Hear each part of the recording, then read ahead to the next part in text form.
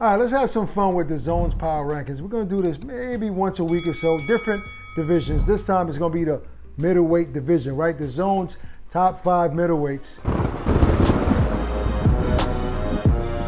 Look, Barack, I don't know who came up with this list. I'm not sure if I completely agree with it. In fact, I'll say it right now. I don't completely agree with this list, but there's a solid 5 middleweights. And we're talking Jaime Munguia, Ryota Morota, Demetrius Andrade, Gennady Golovkin, and Jermell Charlo. Why you laughing? Murata. I don't know what you said, Morota. I don't know.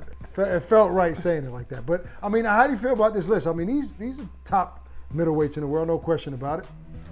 Yeah, I think this is good. I think maybe we could have squeezed Derevyanchenko in there. I look at it like this. If you go on the Ring Magazine's list, you'll see Triple G at the top, Gennady Golovkin.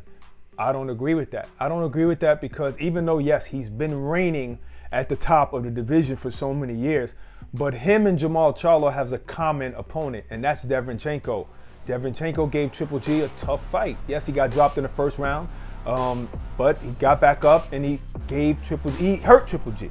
We've never really seen Triple G hurt like that, so, and Jermell Charlo easily beat Derevyanchenko, so maybe I feel that this is good. So whoever put this together in the Zone, I'm not mad at you for putting Jermell Charlo on top.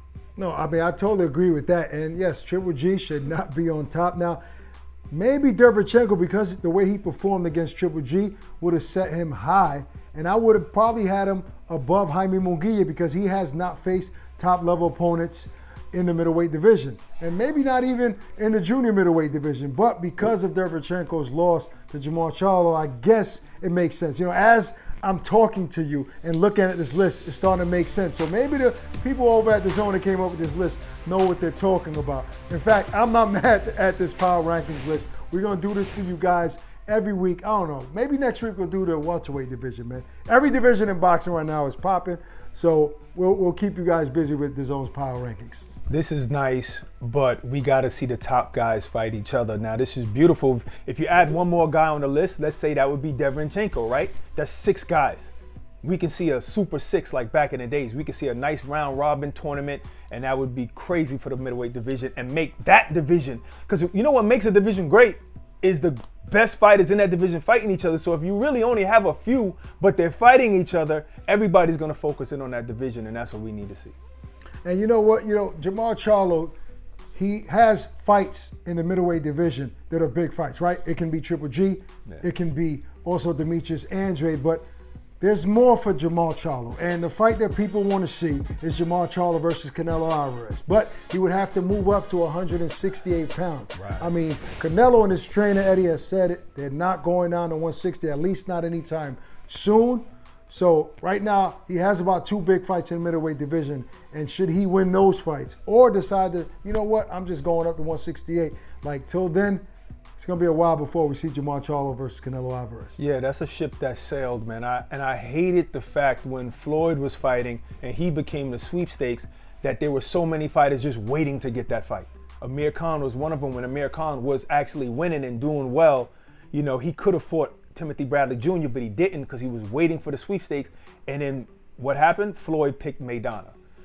So I don't think anybody should wait around. I don't really think Jermell Charlo's waiting around. But he does want a big fight at 160. And I think we should stop mentioning Canelo when it comes to 160 until he says he's going back down to that weight class.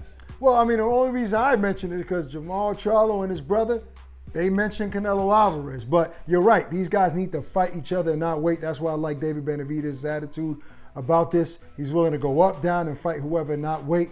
But that's a fight that, it's mouth-watering for us fight fans. Canelo, Charlo, it just smells like a huge, huge fight. But maybe in 2022, we might see that. Okay, well, the Zone, I guess they off the hook. This is not our power rankings, but we can co-sign this, can't we? We can definitely co-sign. This has the Ak and Barack stamp on it for sure, man. It's the Zone's power rankings.